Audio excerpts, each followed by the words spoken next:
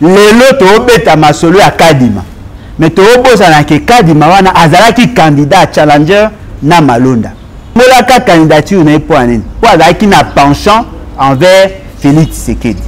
Lelo bazongisi candidat oyo déjà baboyaka sa candidature a été rejetée mais il n'a pas rempli les premiers critères. Il faut qu'elle ait une personnalité indépendante. Lui il est pro Félix Tshisekedi. Un pro Félix Tshisekedi na cour constitutionnelle, pro Félix Tshisekedi na Séné. Et là dit que oh tout beau ça les aventure. Les élections va republier Félix Tshisekedi. Batunyo so bo mona wana. Oh tout beau mona comme père spirituel et tout ça. Ces gens-là baobanga Félix Tshisekedi. Élection yezali Félix Tshisekedi bazane déjà na poche. Kadima wana ko tambwa na Félix Tshisekedi na poche. Alors la ka ba pesa un micro par ba être élu. Alors que déjà le nombre de voix il a obtenu. Nombre de sièges il a joui. Ana ngo déjà na poche. Alors la ka ba pris le bas. Le combat que nous menons là, il a le combat à fallu na Félix Tshisekedi. Il a le combat à dignité à tout un peuple. Le peuple a un aposa muta comme a beaucoup il saute ya lingi muta va tricher a pas tricher contre le peuple ba oka boneni fayu buzita ko soutenir Félix Tshisekedi pona bango ba ko imaginer ango ata une minute té po ba yebi que Félix Tshisekedi n'a aucune qualité ce qui veut dire que Félix Tshisekedi a muta malonga ba oka boneni muzita soutenir muzita pas soutenir été ce qui muta lobi na bino boza ko combattre Félix Tshisekedi té il veut vous dire ceci en clair. Bon, n'habite ceux qui ont pas comment le problème soutenir Félix Tshisekedi. Ça, ce sont des âmes perdues. Arrêtez de suivre ces gens-là. Baza na inculturation, ils ont exagéré. Le combat politique n'est pas centré sur les individus. Le combat politique est centré sur les systèmes.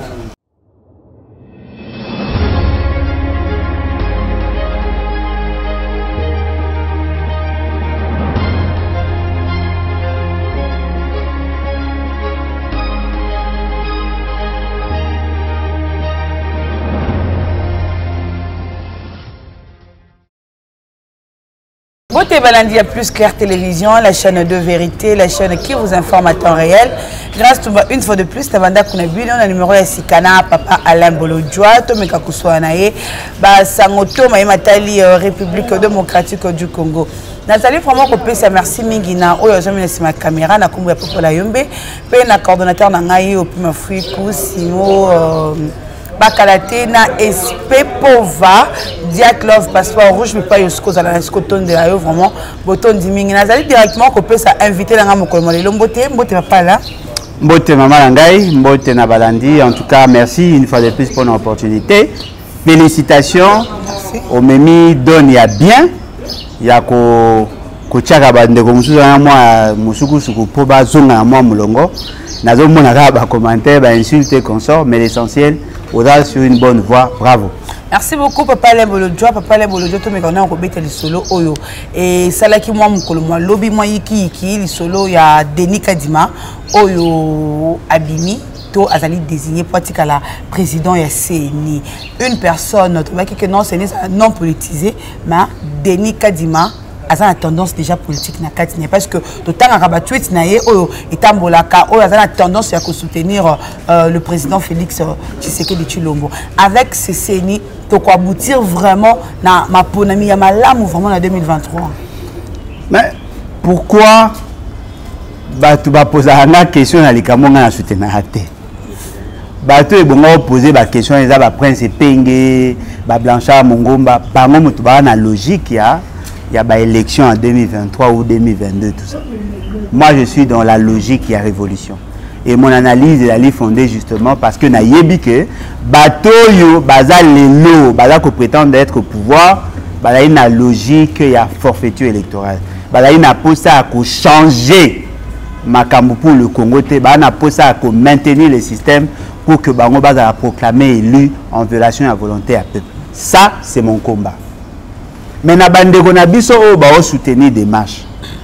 O ba proposer qui plan de sortie de crise. Ba proposer qui comment la loi électorale, proposition à la loi électorale, il y a révision à la loi électorale.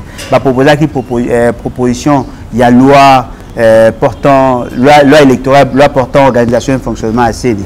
Bango la logique na bango et la que ba kene na ba élection en apportant des amendements ou sinon ba réforme adaptative. Ça ce n'est pas mon combat. Dans cette loi et même les lois à Kala, le critérium pour na ko komisa mutu président, il y a liboso le premier critère. Et d'aller qu'il a la personnalité indépendante. Au-delà du fait qu'il doit être congolais de père et de mère, et tout ça, congolais d'origine, azarabo, probité morale. Mais le grand principe, il y a sélection. C'est d'être une personnalité indépendante. La personnalité indépendante veut dire quoi? Et d'aller mouto à s'afficher dans le monde politique pour X ou pour Y. Monsieur Malonda. Azalaki Moutoumoko pétri de connaissances avec une capacité au tout technique. Sa candidature a été rejetée notamment par le fait que Azalaki n'a pas penchant d'après Bateau na Kabila. C'était ça l'élément motivateur. Les lots beta masolo à Kadima. Mais to obosa na ke Kadima wana Azalaki candidat challenger na Malonda. Balongola ka candidature na poanine. Pour Azalaki na penchant envers Félix Tshisekedi. Okay. Baboyi Malonda qui lelo bazongisi candidat oyo déjà baboya sa candidature a été rejetée par rapport à ba données sur le terrain. Il a pris position alors que Malonda n'a jamais pris position officiellement. Lui il a pris position en faveur de Félix Tshisekedi. Et Bimasco Lokola Mazembe ana match na VA mais Moïse Katumbi président à Mazembe a poni arbitre. Est-ce pas exact? Malgré que c'est Vénézia qui vit maman, voilà, maman, nini, maman, boni. C'est le bête à mon machine. Bah, ça nous a fait c'est qu'il y a un diplôme na IC7. Bon, look at. Oh, mais le cas Moutouka a déclaré, c'est vrai, il peut être intelligent, mais il n'a pas rempli les premiers critères. Il faut qu'il ait une personnalité indépendante. Lui, il est pro Félix Tshisekedi.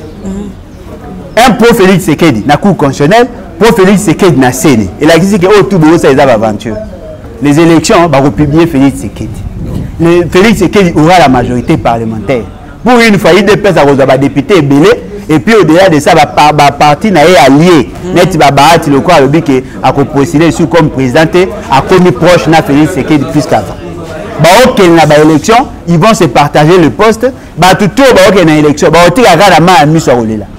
Le quoi bobo il conseil na oyate. Oh. Je vous dis, ce bobo il conseil na personne na zu mama la zu ina nemo bango. Ya conseil. Na ole ba oti ka makambua na Félix Tshisekedi. Na ozo prêcher ka se ko prêcher. Na lendi. Botika ko kene na plan à Félix Tshisekedi parce que vous risquez de ba dindon de la farce. Aujourd'hui ensemble. Mais papa, là, pourquoi Ronsard Malonda Bimeka Kotaba Kimbangiste? Ah, après les choses sous Denis Kadima Kotaba Kimbangiste, Denis Kadima, pardon, avec les choses à côté de Kimbangiste. Baba Kimbangiste, Baba. Maman Nangaï, na comprendre déjà la question. Et là, quand ils allaient vrai, papa n'a vu ça à Milimo, bénéficier de la présomption à sainteté. Bazali Batou à Maël, Bazali Batou, Bakota la dimension spirituelle élevée. Mais Babatou. Voyez-vous? Babatou. On a l'inga na botaou. Te kanyaka pe lekani. Maman bana botaou. Ngana auto sa l'émission. Soko kolinga lekisa vidéo wana. Sonic Kafuta. Alobi na bino tangu ba na ko beta avant beta masolo ya Malonda. Batu moko bakendaka epa na ye ko yebisa ke Félix Tshisekedi abiso ki ba poni muto ya lingi. Mutamoka yewana o aleki lelo ba repesa bango 50 000 na jeep. Si vous osez bisala nini Sonic Kafuta est encore vivant, la vidéo est aliwana et je défie quiconque ezali. OK, accordons puis ma fouekou puisque on va tout ya chaîne de la vérité plus claire télévision. Balancer les biso vidéo après tozonga lisusu na plateau na biso. Telinga ba proposition bonaboy. C'est pas là. Pour retirer signature Nangai. Pourquoi j'ai refusé? Nani a ça proposé? tika non papa landa bon wana ezaba bayebi okasoza moto bosembo nani asali yo proposition toleka soki ngana zala politique to pasteur kana bisa yo proposition ya Jeep na 50 nini $1000 wana et pas pasteur to politique na lobby ke pasteur nda yela kinga ilikambo wana population comprend sololi na bakapo na boyi nde koyoka na biso toujours kanate na biso je suis devant ma conscience d'abord na une question moko na lobby ke po papa mokonje ko lo apesa ngai eloko si vous agissez en son nom il faut na zombongo. Moi, je dois servir la nation d'une façon objective. Pasteur Kankenza. Pour yo le qui envoie tout à l'heure parce que Zolo va questionner descendu trop bas et sonner à peur maintenant de pour la sécurité la sécurité de la commune. Non, c'est lui qui est venu me proposer à lobby qui ne signe pas à proposer un jour où tu vas signer wana à lobby qui a proposé un moko proposer bato nyosho à lobby qui bo arrêter signature na bino ngai epsinga ba ko pesa $50,000 na Jeep na nani nga na biso abiki na boyi parce que na moni papa mokonza école azolo ba changement de mentalité na moni azolo ba keto combattre corruption ozo tenter molimo na ngai ou pas. Absinga lobby que c'est moi qui te dis ngana tu ne parles na yo zani absinga lobby que tu m'attends ici je pars je reviens déplace na boy tant on a tuni biso sofandi o ngape bisa ngai o pe bisa ngapsenga ah to li bazo meka mulimo na biso. C'est ça la réalité pour que to banda koloba makambo musikoyo na pese exemple nani ate ko corrompre ngai Kinshasa mo bimbeke yo kana bisayo le fait boya qui est créé au moment na bisayo o moni ngani na zali awo na boy na koloba na nyine biso likambo moko ti yango na mutu. Je suis un chrétien né de nouveau. Ça c'est un. Deuxièmement, soki mokonzi mboka ko pambola mutu ezali oyo baza koloba na kati na motema. Papa là to aussi kolanda vidéo oyo pasteur Sony Kafuta Rockman à l'époque zakira nous président ya NRC. Yondo ebi wa Bio Congo. Bazaki ko représenter la confession religieuse ou à côté à l'église de réveil. Oui. A ebi sibino clairement que bakibisa qui pression monsieur Félix c'est que la tina qui ba émissaire pour na koyebisa que ba couper d'ailleurs que la vidéo est lobby clair. Et donc les a ko laksa ni. Et maman ezaka bango te bazé belé. Ngoy mulunda azana stratégie na ye ya kolinga kocha mutu ya lingi. Na tebo ngoy mulunda pwani. Nanga de triste mémoire. Ana posa kocha mutu ya lingi. A proposé na Félix Sekedi Moutou sans que Félix Sekedi va proposer Moutango Yoana Azako Koma. Ce monsieur-là a été soutenu, la candidature a été soutenue par Nanga.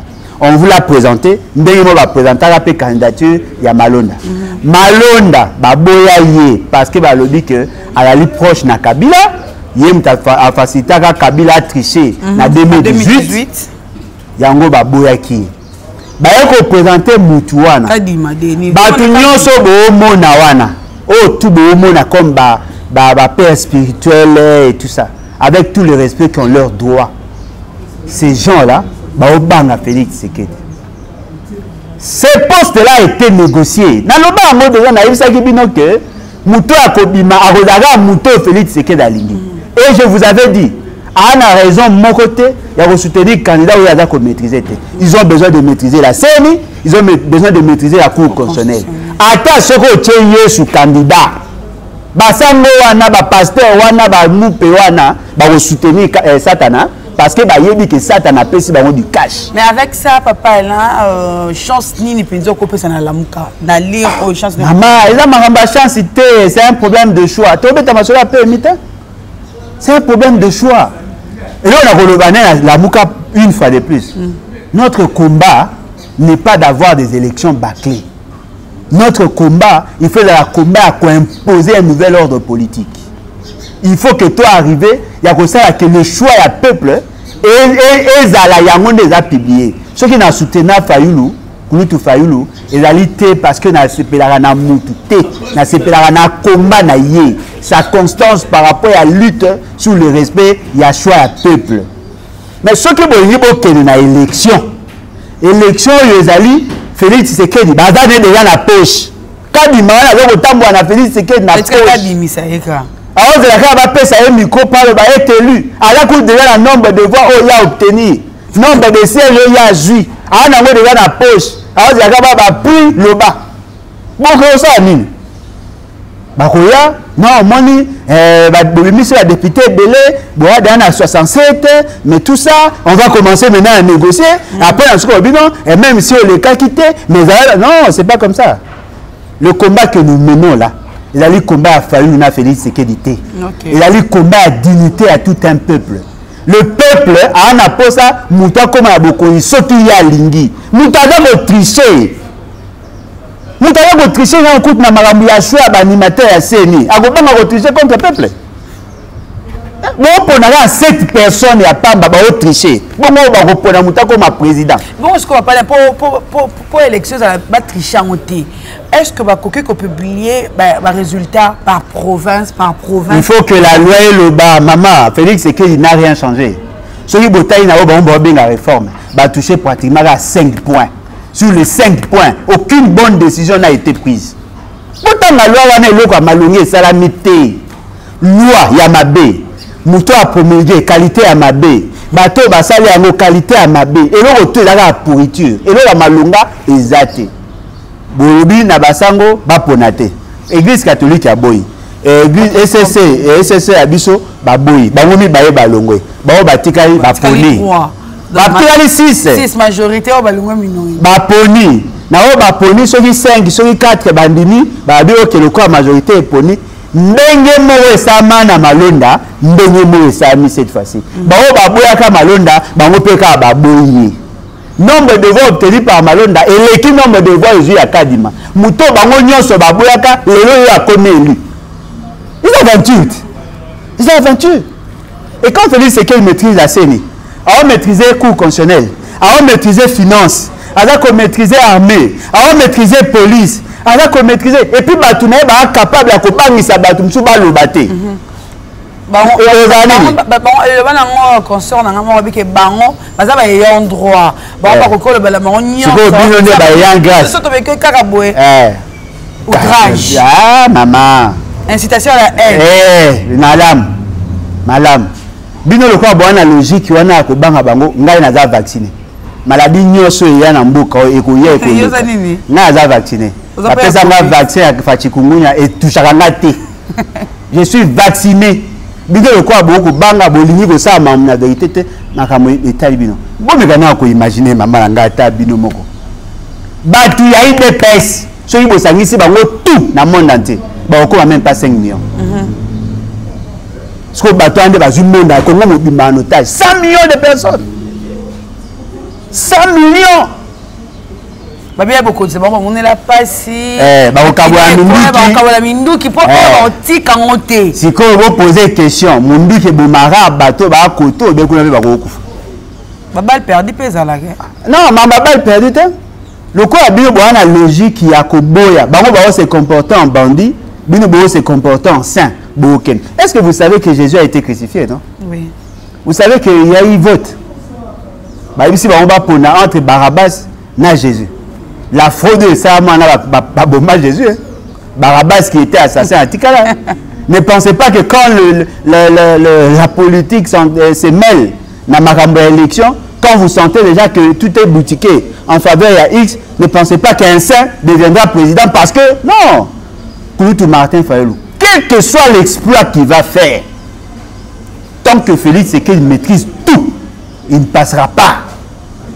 Populairement, mon a 50 km, que voter Faïl, mon a été, mon a affiché, Kabou, Nisapimine, Kabou, voter Faïl sans le connaître. Pas comment peut connaître. Voter, voter. Que publication est bimi, fake news, moi, bimara qui Faïl a bimi, tambola moutaka la bamboka. Sepeli. Kabila a dit non, Congolais va bololé, il faut qu'on ait comme ça président. Pas à nommer Félix Sékéli, président de la République. Mais comme il n'est pas la mission à 0, on a 0. Mais ce Félix Sékéli, tout est sincère. Ma voix, je vais me dire dans grand Kassai. Ok. Mais tout est sincère. À Joapé, ma voix. Abima troisième. Na Kinshasa, Abima troisième. Abima troisième. écart ya yé na fallu les acquis écart ya ba 60%. Fallu la grande province orientale tout abima premier. Grand Équateur tout abima premier. Grand Katanga tout abima premier. Avant que je sois ndeni.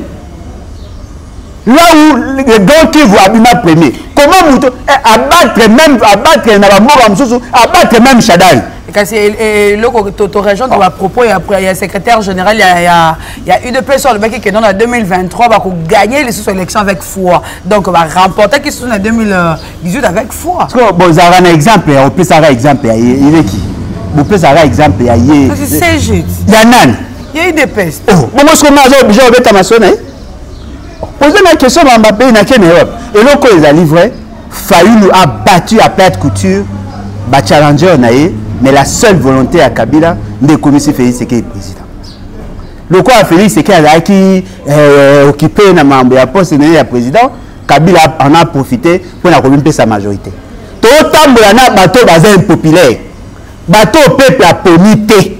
Ba o kamba biso, ba o konza biso, ba o ko imposer biso pour ba tricher. Peuple a fandi. Oh, mais vous avez peut-être pour tout boquet tu as raison. Na lelo neto zabwe ngaso na laki eta 10 bi Alain Bolodja lelo ma menel changer et ça arrêté ni ba toro mona biso to ami ba le ko bango ba ye ba seni na bango ba tricher ba supporter ba yesu ko tricher ba on continuer ko tricher au kani ma bon c'est quoi tricher ba le comme la une donc on en 2021 mais tout le monde a tricherie des chaînes des autres salama depuis ba on t'a triché déjà na CNI si 2023 quand tu tel tu pour tricher déjà il 6 membres ba rota na union dit sacré 4 membres de la FCC, ça fait 10. 5 autres, vous attendez à moi, vous ma élection. Vous attendez à moi, espoir, il y a une société civile. Il y a de la vie déjà dans la société civile. Il y a 13 membres sur 15. Donc, il y a 2 cas. Ce que 2 batikali. Bolinga, na souci, on va se conformer. C'est qu'on maîtriser CNI Mobimba. On maîtriser le cours constitutionnel Mobimba. Ce qui est aucune élection, attends, bota qui on a une.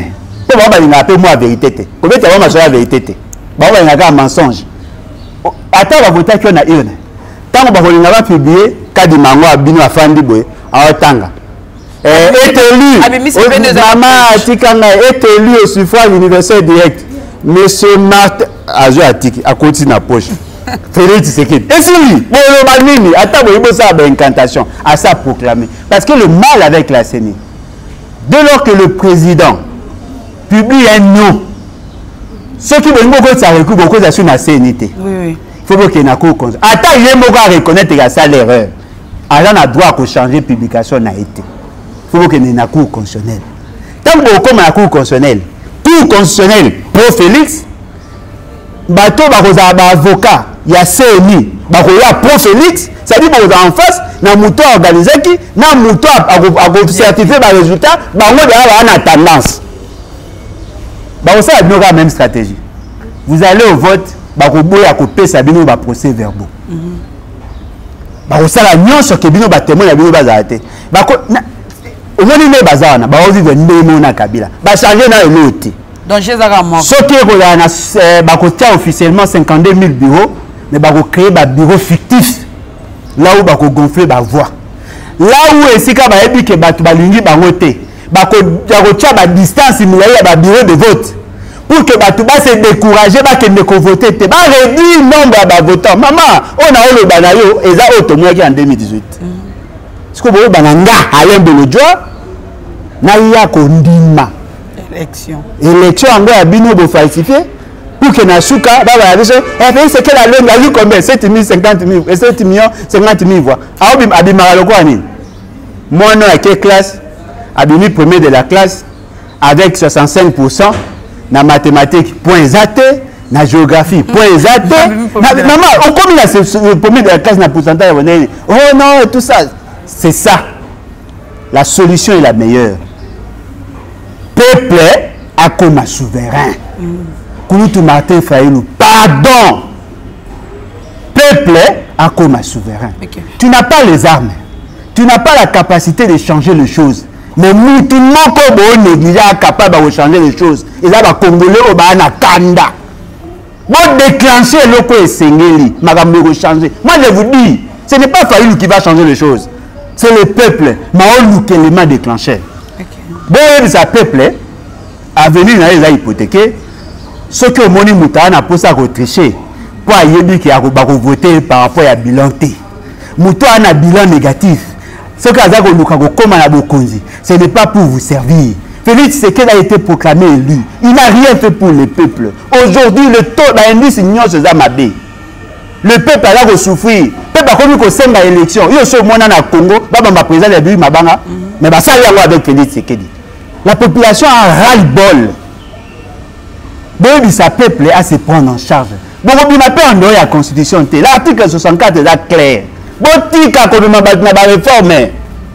Merci beaucoup, papa. Après, c'est ça, na lobby na oloba pe souté au souké non to changer pas on peut sujet papa là le jour to moni vidéo sur Cléma kasi na réseaux sociaux il y a mon amboka Adolphe Muzito il pas au wapi azali koloba que non il ne combat pas Félix Tshisekedi mais il combat les idées de Félix Tshisekedi il a qui signé le langage mais c'est simple na kamogo de bato ba ta monyer ba comme ça un problème. Non, Adolphe Muzito. Maman, ça ce sont des âmes perdues. Arrêtez de suivre ces gens-là. Baza na inculturation, ils ont exagéré. Le combat politique n'est pas centré sur les individus. Le combat politique est centré sur les systèmes. Mais pourquoi seulement dire ça? Maman, mais tu as dit que ça a innovation parce que on va combattre les individus. Au moins, on va combattre Kabila. Bafinga Mwasi nae, Bafinga Ba nae, même son chien, Bafinga. Parce que on va combattre les individus. Mais biso bateau, toi, na culture à l'élo, on ne combat pas l'individu, on combat les systèmes. Félix, c'est qu'il peut être malade, je peux le soutenir. C'est ton frère congolais. Alors, ma frère congolais, c'est un humain. Félix, c'est que s'il est malade, il est arrêté de manière arbitraire, je vais le soutenir. Parce que moi, je ne combats pas la personne. Nous combattons les anti-valeurs. L'État qui entoure son pouvoir. Ce que vous avez dit, vous avez combattre Félix Tshisekedi. Il veut vous dire ceci, en clair. Ce qui a il veut vous dire tout simplement que le combat la politique est un combat noble. On combat les systèmes, on combat les décisions, les idées.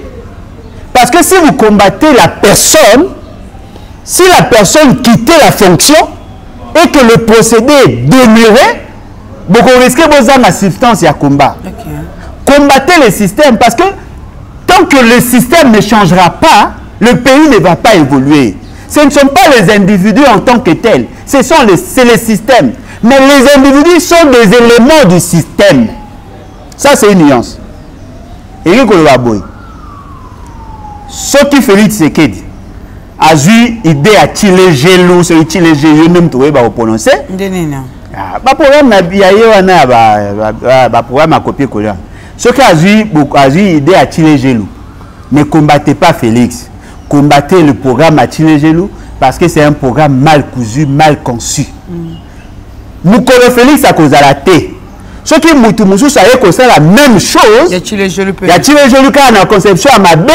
On va combattre, mais si on combat à Moutou et que Moutou a longué, mon a commis bloqué. C'est ce qu'il a dit, c'est clair. Mais Bango, le gars a ta monnaie, il n'a qu'à te couper comment le problème. À soutenir Félix, il y aura ce quoi aventure. Ce qui Mouta Kamé a lobby qui a d'autres Mouzitou a soutenir Félix, c'est que c'est là.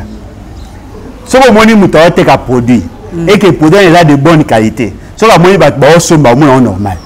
Mais ce que mon Mouta a vu que le produit est là ma baie. À mon quand Mouta sombi à aucun mois. N'est pas Mouzitou a soutenir Félix, c'est que on a bango, on peut imaginer en gros à une minute. On va dire que Félix, c'est qu'il n'a aucune qualité. C'est pas au moins Mouzitou non. Ce qui veut dire que Félix, c'est qu'il Mouta malonga. Bon, comment on Mouzitou a soutenir. Mouzitou pas soutenir était. Mouzitou a lobby hein. Bobundisa Félix c'est qu'il était. Bobundisa système. Parce que Félix c'est qu'il n'est qu'un maillon du système. Si vous vous attaquez à Félix c'est qu'il dit vous pouvez les remplacer par une autre personne, le système reste et vous changez Mbokate. Bato va Bounisara Mobutu a longué, la dictature continue. Mais si vous Bounisara système, Moutounio Sakoya, on a un même système, vous combattez le système et vous continuez votre combat. Tant que vous combattre Félix Kabila a dit que Tambouana Bango. Ah, oh, aussi ma Kabila, bon, Bakalandoki. On dit, Bounisara Moutou, mais le système reste. Corruption, ezali, assassinat, ezali, violation à droit, ezali, mais c'est normal parce que la personne que eux combattaient n'est plus. Mais Bousso, tu combattras le système, tu dis que Félix Sekedi azali mélange ya kimoboutisme, na kikabilisme et sangani. Pire, yo so mona muta imposer à tout.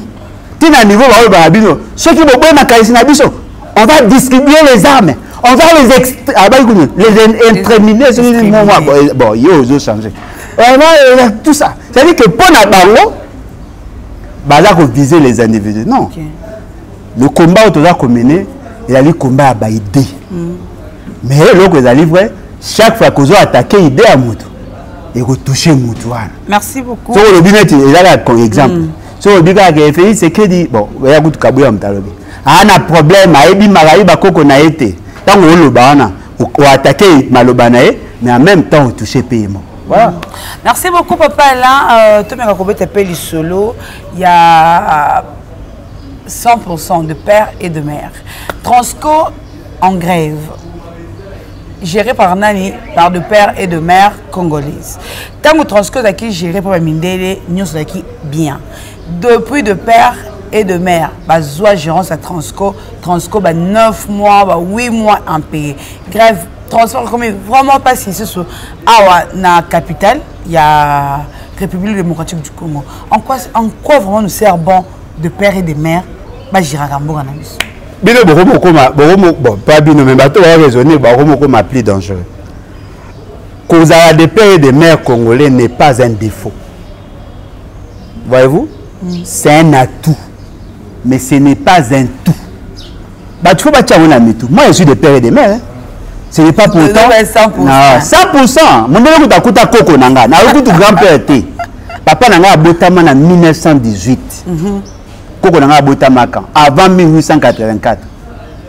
Avant que Mundela Kabola Congo, Koko Nanga Azalaki déjà. Et puis il était chef. Congo écoutanga. Écoutanga Koko Nanga. Je suis congolais de pères et de mères. Maman nanga ina papa nanga ba bata bokato la baebi bango o baebi bokato la baebi na territoire ngene. Mais ce n'est pas pour autant au bali métissage tu. Na bali métissage ya ba tribu. Na bali mutu ya Sekibanza na Kabeyaka Mwanga. Il peut plus 100% mais il y a ndenge siko ya national mais niveau à province à la 50-50. De so akena na philosophie ya Tchani, so akena Congo Central ba non maman naza muluba kele pa ba noko na yo. So akena pa ba noko mais c'est pas ça le débat. Oui. Le problème de Babino Boyi, 100% c'est un atout. Ce n'est pas un tout. Moutaro est à 100% mais il est incompétent. Les critères de la gestion, ils allaient par rapport à 100%. Les critères de la gestion, ils allaient capacité managériale, il y a Moutou. Expérience et expertise, naïe. Moutou pas comme chef d'entreprise, il y a l'État. Il faut aller éprouver par plusieurs faits. Il y a un agent de l'État a toujours une fiche à cotation. Agent de l'État, au bani la basse classe, aux akomata, au côté, le comportement, et comment tout ça, sans sa leadership, avec les formations et renforcement des capacités, tu es comme chef d'entreprise. Autrement, la commune est abritée. Comment le quoi Yesu, le roi Nzambinenga ça, à l'ogotaranase, à commune le quoi. Il a Nzambinenga Simba, on a l'état d'abritée. Tout le monde est la poubelle. Non, c'est pas comme ça. Mundele Abanda est géré, il était le concepteur. Il avait les sens managériales. Il était accompagné par l'État. Et il y a militant à parti politique pour aller représenter son parti. Le cause Moutnabiso Kende. Et il est redevable vis-à-vis de son parti. Il doit faire des rétrocessions. Il a recommandé, il y a un parti pour engager Bango. Dépenses qu'il dégager pour soutenir les partis. Na dépense le nombre de personnel et mati, automatiquement ça crée un déséquilibre financier au niveau de l'entreprise. L'entreprise ne va pas fonctionner. Maman, quand on a sali Transco, le nombre de personnel est mati. L'État qui va subventionner à partir du carburant, alors que l'exécutif a des insuffisances notoires sur le plan managérial. Bon, aucun mois de bataille un peu. Tout le monde a dépolitiser les entreprises. On a mot dépolitiser. Bon, l'ongo là-bas, politicien à la tête des entreprises. Mettez-nous les techniciens. Bon, là, on va mettre nous pour un conseil. Vous êtes des âmes vendues, des âmes perdues. Je n'ai pas ce temps-là. Mais si nous étions dans un pays normal, les entreprises devaient être gérées exclusivement par les technocrates. Okay. En ce moment-là, vous allez augmenter les recettes et par la suite, vous continuez. Mais il y a un autre fait, d'aucuns semblent négliger. La fixation à bas prix. Et là, ça sur base, il y a sur base politique. Ce n'est pas sur base économique. Parce qu'en réalité, le trajet ou la distance au babis on sala n'a prix, n'a consommation, il y a un train et consort et l'État a dit fixez-moi un prix social, on va s'organiser pour vous accompagner. L'idée est d'aller pas à M. Matata, na ministre et transport, na ministre à finance. Et dans leur conception, ils avaient trouvé un mécanisme dans d'autres dépenses publiques de l'État pour pallier na gap qui a dégagé. Lorsque vous achetez 1 litre de carburant, il y a une quantité d'argent au ponctionne chaque litre de carburant et que à niveau il y a la structure de l'État. C'est en ce moment-là on crée une clé de répartition pour que y ait éponger l'effet pervers, il y a fixation et prix social. Mais bateau la bino boloko au boeli biso yoyo au bauta ya basala nzeto. Maman ba bien. Non, mais c'est pas comme ça. Et puis boye bango ba biso ale so mama na nyongo. Non ba foutete. Biso ale so mama na nyongo. Mbongo ko futa personnel ezate. Beaucoup amortir des capital. Et là été lobby au non l'état za na procès bazwaka bis po ya ko zate. C'est ça ozate.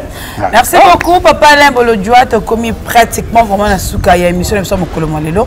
Mais quand on a canal internet, on a biso nion, so vous avez écouté à la biso. Numéro non peut un téléphone. Au qu'on a coupé, c'est pas un mouton nion, so à cause c'est la cobenga. On va continuer à solo en privé. Numéro d'Ali plus 243 81 250 28 51. 81 250 28 51. Et là qu'on a une le bas, et ça d'abord rappel pour na bateau, basenga qui ba livre.